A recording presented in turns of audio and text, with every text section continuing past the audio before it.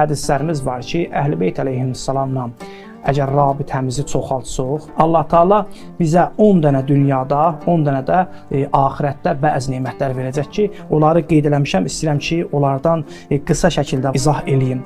Onlardan biri budur ki, əgər biz Əhl-i Beytlə rabitəmizi çoxaltsaq, zahid olarıq. Bəli.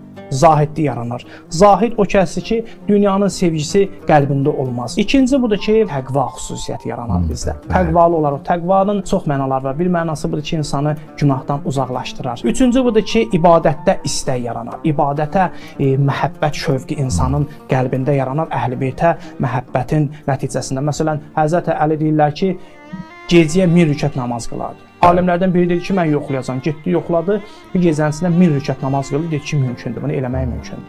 Yəni bizdə ibadətə şövq yaranar. Dördüncü budur ki, ölümdən əvvəl tövbə nəsib olar. O insanlar ki, son anda, çətin anda ki, şeytan, iblis bütün qoşununu tökür ki, insanı yoldan azdırsın, o anda tövbə eləmək nəsib olar. Beşinci budur ki, gecə namazı. Əhl-i Beytlə bizim rabitəmiz çoxalsa, gecə namazı bizdə olar. Altıncı budur ki, insanların əlində olanlardan ümidi kəsmək. 7 və 8-ci budur ki, Allahın əmr və qadağalarına diqqətli olar həmin insanlar Əhl-i Beytlə rabitəsini çoxaldar və 9 və 10-cusu budur ki, dünyaya, Allahın məzəmmət elədiyi dünyaya nifrət və 10-cusu isə səxavət.